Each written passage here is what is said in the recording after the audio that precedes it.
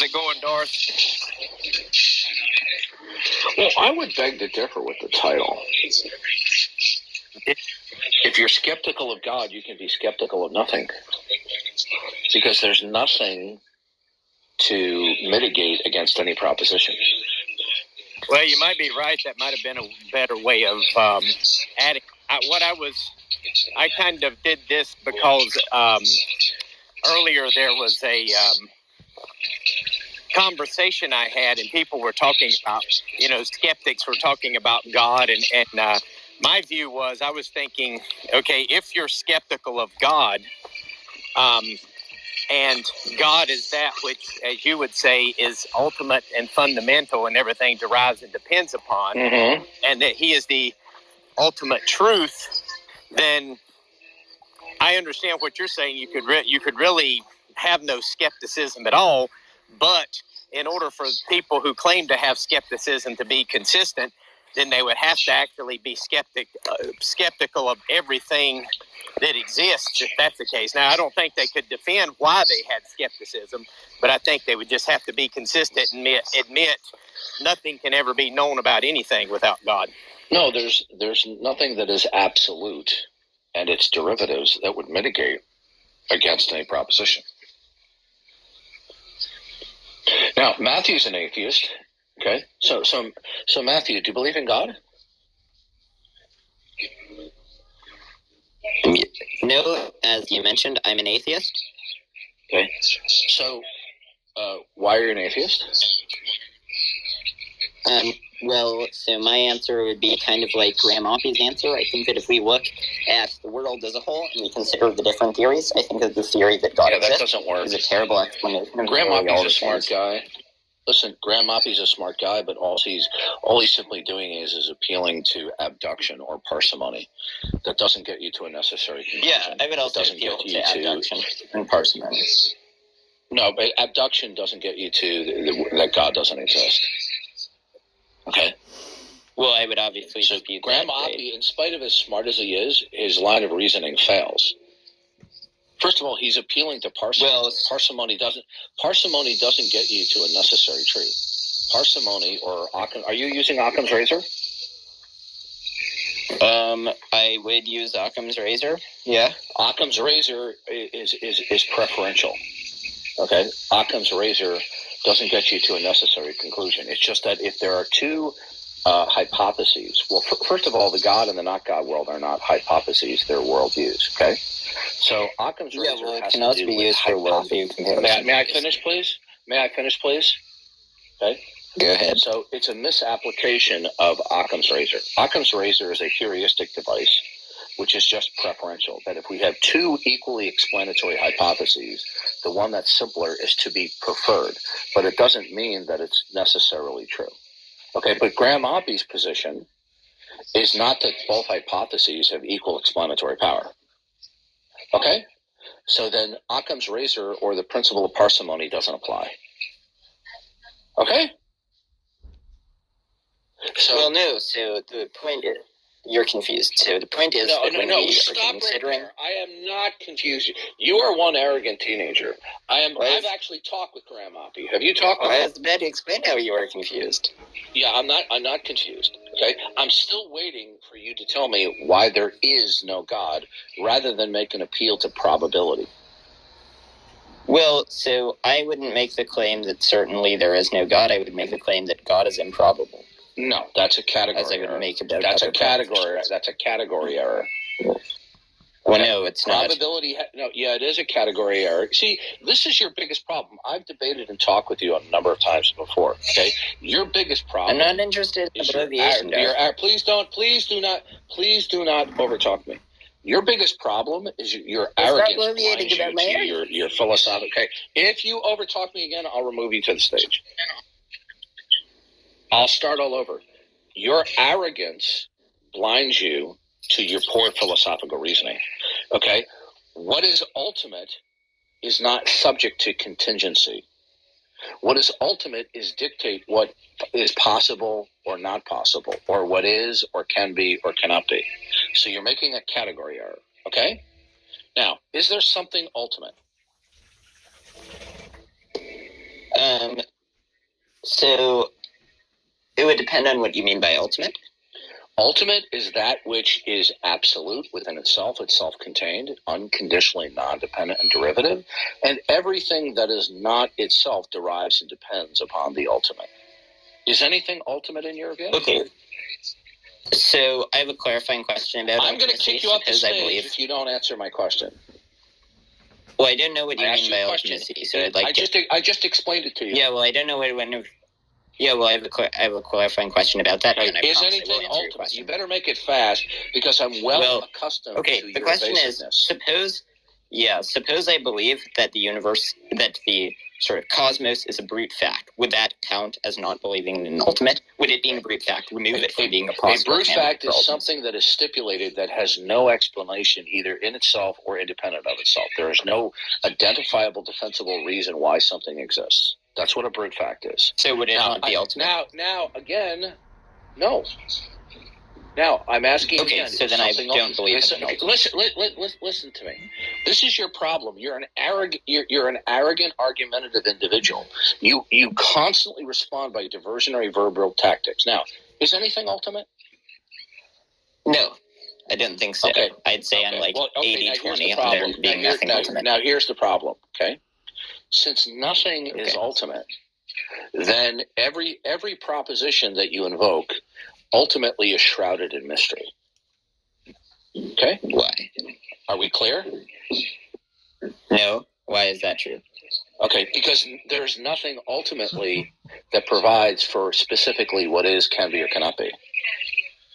Well, there's no single thing. Well, no. Listen carefully. Listen. Being argumentative makes you look foolish. Listen carefully. If there is nothing that is ultimate, the source of everything that is, can be, or cannot be, all right, then whatever you invoke, it has no identifiable or defensible ultimate source to be invoked. If there is no identifiable, defensible source, then the proposition or fact in question is shrouded in mystery. Because if it's not shrouded in mystery, then the proposition or fact itself will derive from that which is designated to be ultimate. So either any propositions you invoke derives from what is ultimate, or the proposition in question is the product of ultimate mystery. There's no alternative. Okay? Well, okay, so you're committing the fallacy of affirming the consequent. So I'm not making the claim that oh my God. Well, would you like to hear my explanation of why you are rather than talking mystery over means me? I'm giving you. I'm not giving you. No, you haven't heard my explanation yet. I'm going to kick you off the stage. You're doing what you always do. Dude, you're getting very frustrated. Listen carefully. I didn't make an. Okay, goodbye. All right. You're now removed. Okay, you're doing what you always do. You are an arrogant, pompous young man. You were goodbye. I started talking, making my point, and you started talking over.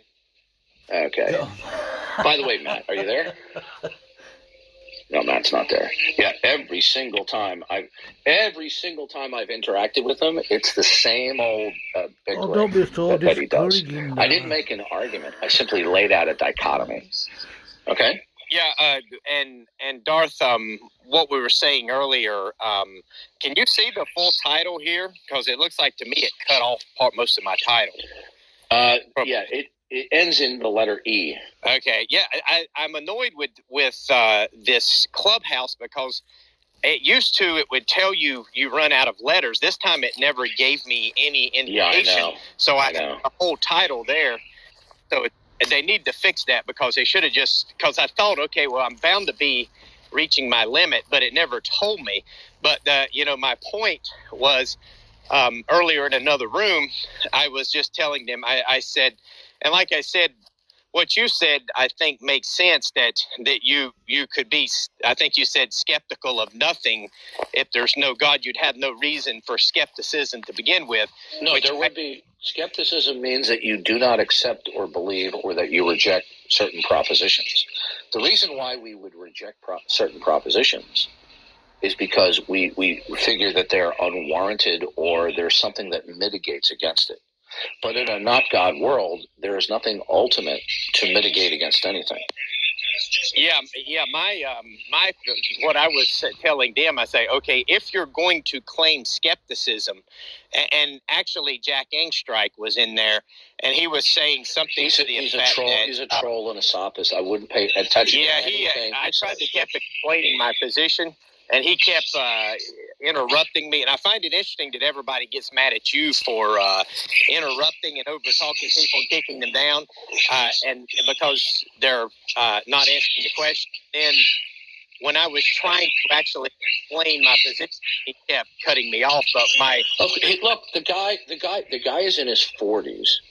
He has the emotional IQ of an obnoxious 14-year-old debating at the cafeteria table. This guy is not an honest player. Neither are most of the atheists. They almost all of them resort to deception, evasion, prevarication, obfuscation, just like that last scumbag that I just kicked out. Okay?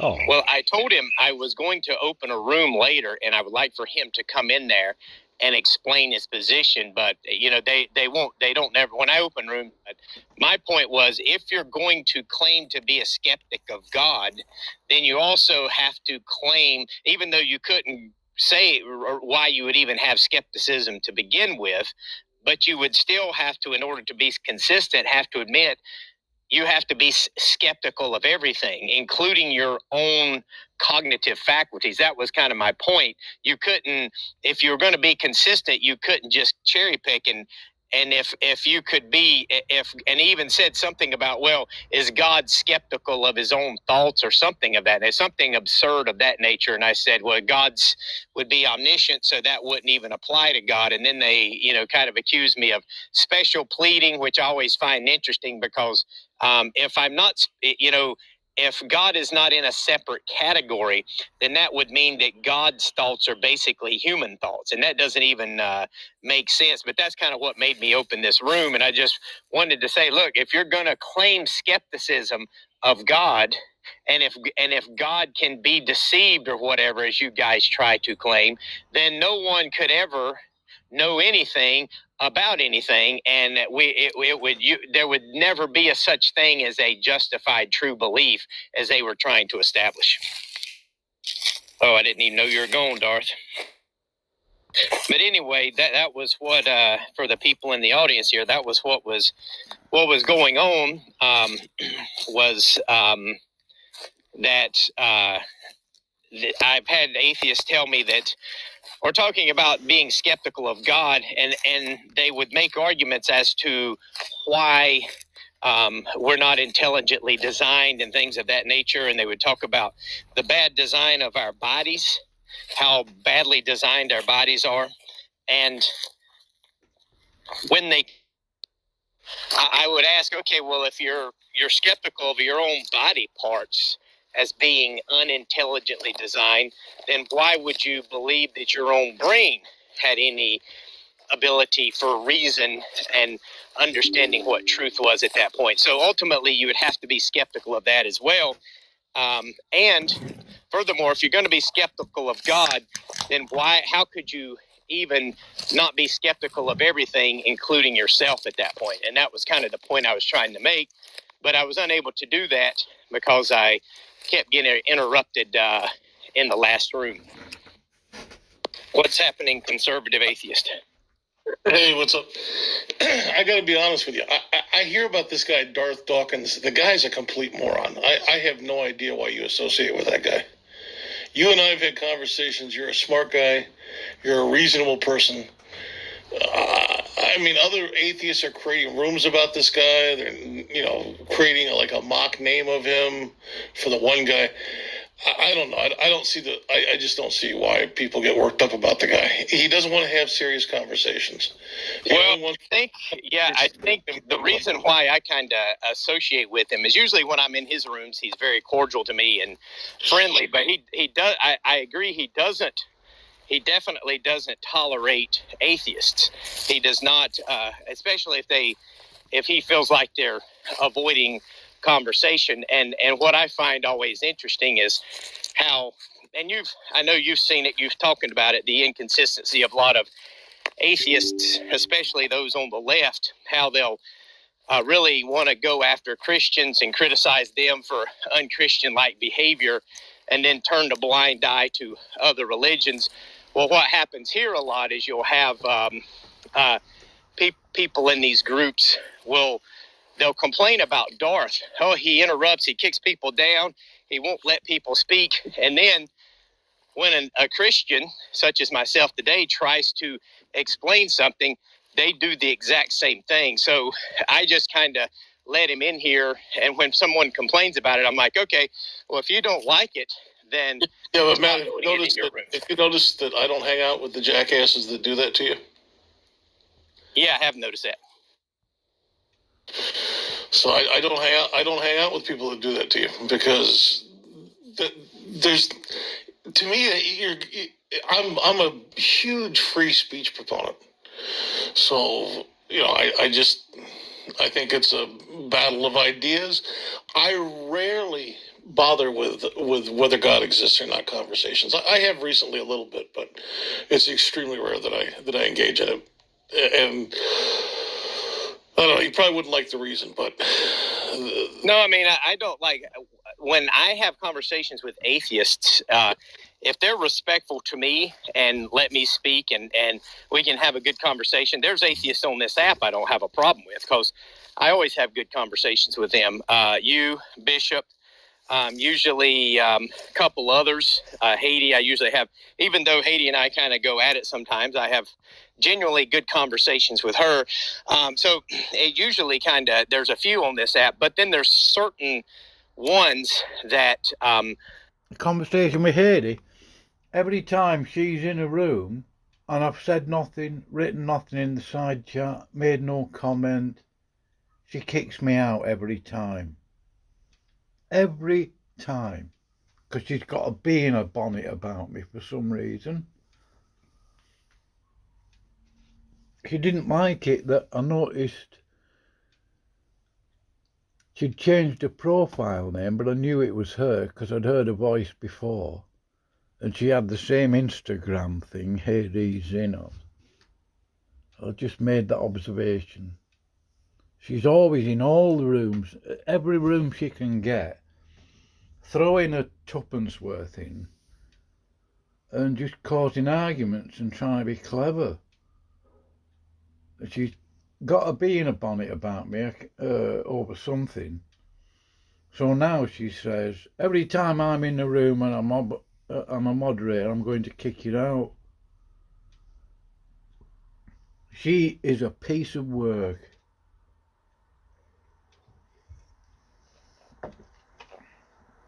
And I couldn't care less what you think.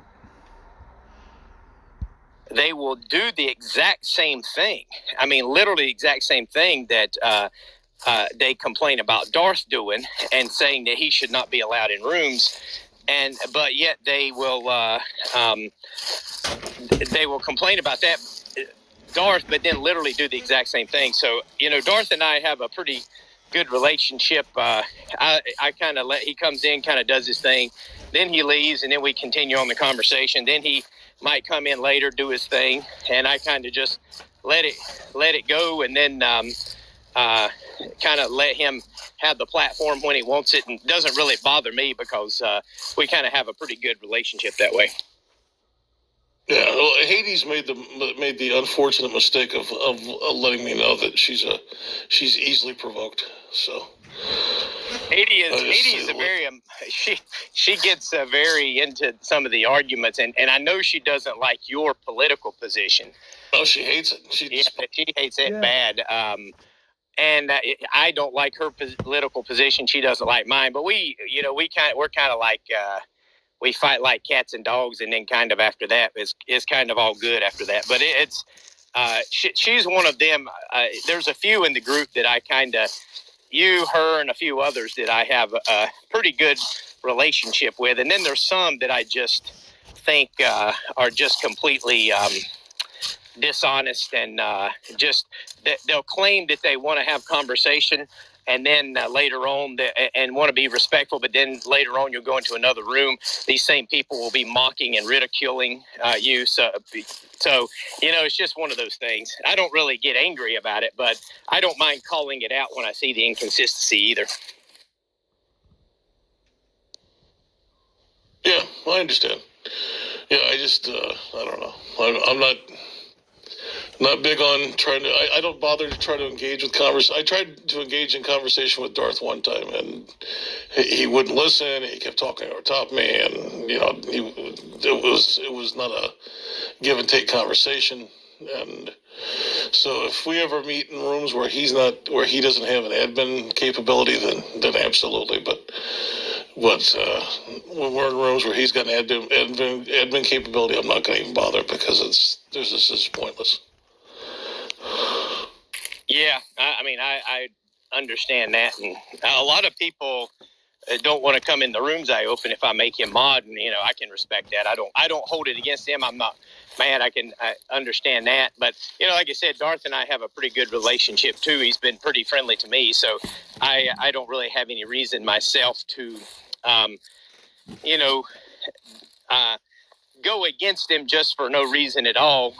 So I know sometimes, even on this app, sometimes you get Christians on my side sometimes that they kind of want to go with what the bandwagon wants, including atheists, and so they'll like want to disregard somebody because even certain people with certain ideologies think that you should, and they'll kind of fall into those pressures. To me, it just doesn't really matter what.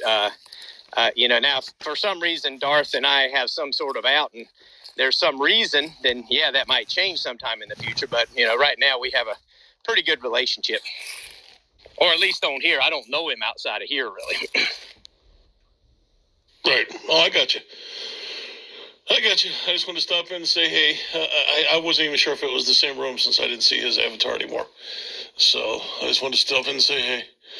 But yeah, I was really disappointed in the title here. I mean, it's like I typed this thing out on Clubhouse, and it used to be that when you typed it out, it would actually limit your letters. I mean, it would tell you when you had too many. It's like, oh, okay, well, maybe now they've allowed you to expand the title. So there was no indication whatsoever. So I let it roll, and then I looked, and I see that half my title just got completely blotted out. So that's something that I think Clubhouse needs to do a better job of. And I try, like I said, maybe it does, and I just didn't realize it because they change it around so much. But unfortunately, it was supposed to be a person. If a person is skeptical of God, they must be skeptical of everything. Change my mind. That was the full title, but obviously I didn't get the full title here. Yeah, they should have left it to where they restricted how many words or letters you could put in. That way you didn't end up screwing yourself up and not even know it. Yeah, and that's happened actually a few times now, and unfortunately I forget about it, because I don't open rooms real often.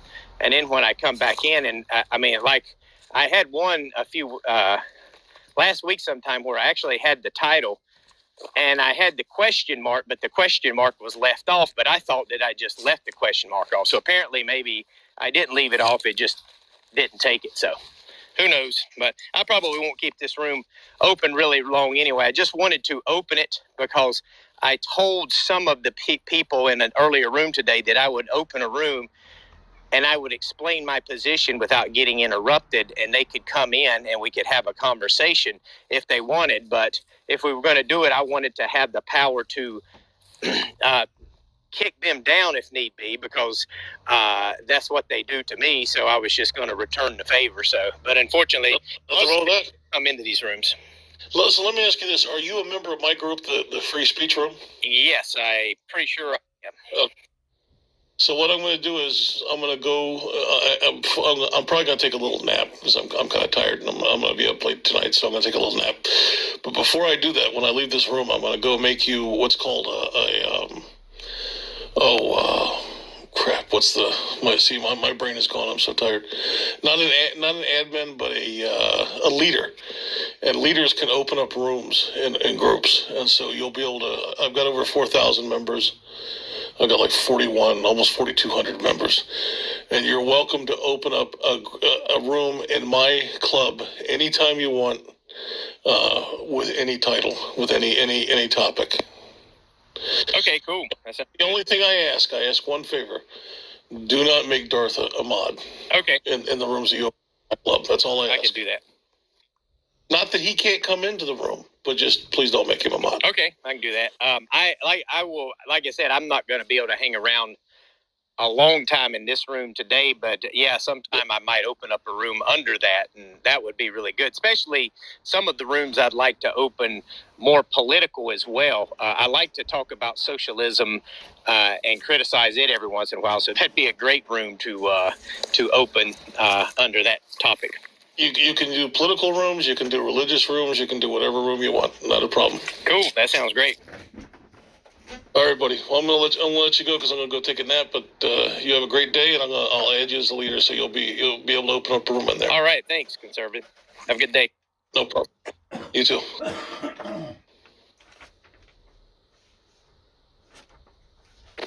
So you wanted to open this room because if an atheist is going to claim to be skeptical of God, then they also must admit they have to be skeptical of everything that exists. Because if God, as I believe, is that which is everything comes from, the standard of truth, then if God is not reliable, then nothing can be reliable. And I really wanted to, I would like for atheists to kind of explain to me what they can rely on, what they can consider or trust, or some sort of brute fact that they don't question, that they believe is reliable, in order to have any kind of ability to think whatsoever and not think there is. There you are. What's up, Darth? Who was blocking me? I'm not sure. Conservative atheist came in, but I don't think he was blocking you because he was in the room listening to you. He came up and was talking, and then he left. But I mean, you disappeared. Maybe it was him. I don't know. Well, his name is Conservative Atheist? Yes. Okay, I'll remember that. Well, I don't notice think, that young. I'm not sure he was the one who blocked you, because when you were having the conversation with Matthew, he was down in the audience. So I actually don't think it was him. It must have been someone else. No. Okay, no. Whoever was on stage, somebody on stage had to. Oh, okay. Well, it would have been him then, because he was who was on stage. Okay. Now you notice that guy Matthew that we were talking to before. Every single time I've interacted with him, and when he interacts with others, he just engages in deceptive rhetoric. Okay. Notice how he accused me of affirming the consequence, right? I didn't make an argument. I just set forth a dichotomy. Okay? Yeah, I honestly, I really wasn't sure what he was saying. He wasn't making sense to me. I know you probably understood what he was claiming, but it didn't really make sense to me. Affirming the consequence would be that if it is raining, then the road will be wet. The road is wet, so it's raining. Well, that's the fallacy of affirming the consequence, because unless the road is wet, could only be wet because it's raining, then it's the fallacy of affirming the consequence. Okay? Okay. Now, I wasn't even making an argument. I'm simply putting forth a dichotomy. You see, they're deceitful about the existence of God and what their real agenda is. And when they get cornered, they get outsmarted intellectually and philosophically, they go to their tried and true methods, which is to be deceitful, to simply ignore what you're saying and try to do their best Emmy Award-winning acting job as though they're still in the game. Yeah, I mean, that's I see them do that all the time. And I see them avoid, I mean, like, I can make a statement about something, and the next thing you know, 15 atheists are interrupting all over you and demanding me to make an argument, blah, blah, blah. And yeah, they're hyena dogpiling. Yeah, and then whenever someone like you sets up a room, they come up and you ask them a direct question and they avoid it, it just shows to me that they don't have any arguments that would support their position. He tried to channel Graham Oppie. But you see, Graham Oppie is just making atheism is invoked based upon parsimony, okay? Which is the simplest explanation is the right one. But that's not parsimony. Parsimony is that the two explanatory hypotheses that have equal explanatory power, the one that has fewer assumptions or is least complex, is to be preferred. It's not determinative, okay? Well, when they make that argument that, if you're adding God, you're complicating the matters. No. This is a misrepresentation of what's going on here. We have two worldviews. We're not. Notice that when they say you're adding, okay, as opposed to we have two conflicting worldviews: the God world versus the not God world. They're two universals. When they say you're adding God, they're already guilty of non-neutrality, of assuming the not God world without justification. Exactly. Yeah, I mean, and think about it like when they say, okay, you're just filling in the gaps with God. Well, I was thinking about that one time, and I think it's a funny argument because whenever science discover something, scientists try to explain something. Think of all the papers and all the experiments and everything that they go through just to explain one little teeny tiny phenomenon in the universe as something very simple. So what they want to do is say, okay, well, God complicates matters, and yet each time we understand something, look how deeply detailed or complicated it becomes just trying to explain something even very simple, and they don't realize that. So the problem is to me, God would actually simplify ultimately everything, because when you look at all of this, the unlikelihood of our universe, based on what we know, then it would make more sense that there is God as opposed that everything just happened by random chance. And that's what they don't realize. So ultimately, when they claim God we're just filling in God with the gaps, and then they claim God of the gap is just simply cliched reasoning. It's a cliche. Well, they claim it's used to simplify the explanation, but then they want to claim that we're complicating it also to add God. So it doesn't make sense. They'll talk out of both sides of their mouth. At one point, we're trying to simplify something we don't understand by adding God, but on the other hand, we're complicating it by adding God. So which is it? Is it that we're making it more complicated, or no? We're not complicating anything. Yeah, I'm just saying. Right? What we're dealing with is that we're juxtaposing one worldview versus another. They're not thinking in terms of worldview, right? Whether they realize it or not, they're already presupposing naturalism. And by presupposing naturalism, then they are then making the analysis as to what I say, that what we say is making it more complicated because they're already presupposing their naturalism. So they're not operating from a position of neutrality. But you'll notice every time I have them cornered, with rare exception, they resort to deception and evasion. Every single time. Well, the ones that actually I've seen answered it honestly, you followed them, you took them down a line of reasoning, and they actually saw and admitted how their own view is inconsistent. Now, I've only seen it maybe 2 or 3 times here on Clubhouse, but there was a few atheists who actually did answer the question and reasonably and honestly, and you were able to I thought, did a good job of showing them the inconsistency of their own worldview, and they actually acknowledge that. But generally speaking, atheists do not want to admit that. Because those rare individuals are not willing to fall on their sword and just be deceptive and evasive, ignore what I'm saying, but pretend like they're not, okay?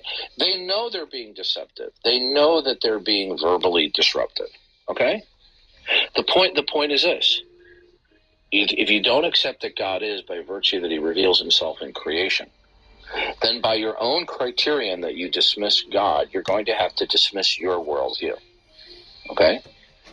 But by the way, I talked with a guy earlier today, and I hope I tangle him again, but he was channeling Graham Oppie and going on and on and on and on, and he wouldn't let me respond to him. Okay? All they want to do is monologue. They don't really want to be challenged.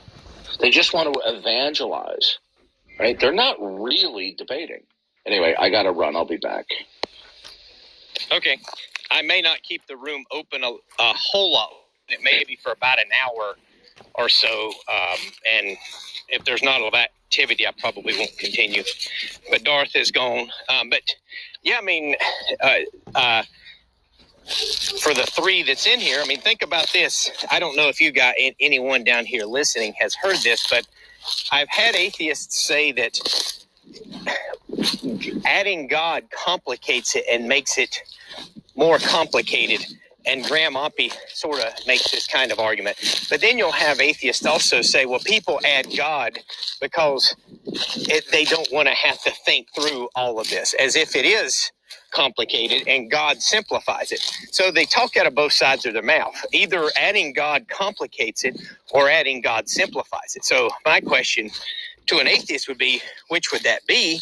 And I think that's a question I'll ask one of these days, ask another atheist. But the main reason why I opened this room was someone earlier was saying that we were talking about God, and I said, well, if you're skeptical of God, you would have to be, in order to be consistent, skeptical of everything, including your own existence, ultimately. And, how would you know that anything that you experience is true or not? And then that led down to atheists saying basically that God would have to be skeptical of himself. Well, it has to stop. The problem is it has to stop somewhere. You have to have faith and trust in something. The Christian worldview is we trust God. It says, in the beginning, God created the heavens and the earth. God is the foundation. It says in Scripture that we can know God. Jesus said, love the Lord your God with all of your heart, mind, soul, and strength. So we can trust that we have a trustworthy mind in which we can know God. It also says God has revealed himself in the things that have been created, so man is without excuse. So we can know that God created us in his image with reliable cognitive faculties that we can trust, and we have faith that God did do that. And Scripture says God cannot lie. So I take God at his word here. I trust that my cognitive faculties are reliable enough to evaluate the world, see his design and see his purpose and see how he's revealed himself in creation, and then can know him through his son, Jesus Christ, our Lord and Savior. But if you're going to be skeptical of God, if you're going to say something silly like some atheists say, well, how does God know his cognitive faculties are reliable or is not being deceived? If you're going to be skeptical of that, then you have to be skeptical of everything, including your own existence. Because if God, who is by definition that which is fundamental and foundational, and where truth derives because he is truth, then if you're saying that he could be deceived, then no one could ever know anything. So you have to stop this silly skepticism somewhere. Now, ironically, the atheist will stop the skepticism with themselves, or often with other scientists or other philosophers. They have no problem trusting what they have to say. They won't question these guys' cognitive faculties. Yeah, but if we're just, products of evolution through natural selection, a natural process, then and what grounds and survival of the fittest is the way of the world, so to speak, then what grounds do you have to know that you even know what truth is? Because it would be all about survival. And the irony of it is atheists will actually say that stuff like theism, belief in God, is a byproduct of evolution that led us to better survive and socialize as a species. But that doesn't mean it's true. is what they say. But so they're acknowledging that truth is not even important within our survival. So therefore, you would just have to be skeptical of your own cognitive faculties and just say, okay, well, maybe our cognitive faculties have evolved in such a way in which we only believe things that help for our survival, but we don't necessarily believe anything that may be true. We just can never know truth. And I've actually got atheists to actually admit this before, but yet they'll say, they'll demand a Christian justify their beliefs and have justified true beliefs. But in their world, you can never have a justified true belief. And if you think that if you're skeptical of God, then ultimately you have to be skeptical of everything else, because everything else would be inferior to God. So therefore, there's no reason to believe or trust anything. So ultimately, an atheist just has to say, okay, there's not even a such thing as a justified true belief, because we can't even know if we have the ability to understand what truth is to begin with. Maybe our cognitive faculties are just simply evolved in a way to just believe things that help for our survival, such as theism, such as what they claim. Now, I think this is a laughable theory because they undercut themselves when they do this, but they don't seem to think that through. The other thing is you'll see atheists say, you know what, our bodies don't look like design. They're really poorly designed. If they're terrible design, there's no way that your reproductive organs should be right next to a sewer system is what they'll say. Or they'll complain about some sort of nerve in a fish that's abnormally wraps around certain areas that it shouldn't, claiming that's bad design. They'll talk about the universe and how it's trying to kill us. Neil deGrasse Tyson will argue this. I've seen Darth Dawkins make fun of blood vessels and veins and nerves in giraffes and things of that nature. And I always find that interesting because if you're going to criticize your own body and animals and say that it's a bad design, then what makes you think that your own brain if it's a bad design too, then why would you even know what truth was at that point? So you end up undercutting your own self off at the knees, because you even have to be skeptical that what you're looking at, what you're thinking through and reasoning using your own brain could be faulty as well, because you've already acknowledged that human beings' bodies are faulty, animals' bodies are faulty, and yet you somehow have no problem trusting that your brain can reason this stuff through accurately. But what grounds would you have to trust that? And that's where these arguments fall apart, I think, when atheists really think them through, because they would have no grounds to justify any type of belief whatsoever after that. But I've rambled on long enough, and there's not many people in the room here, so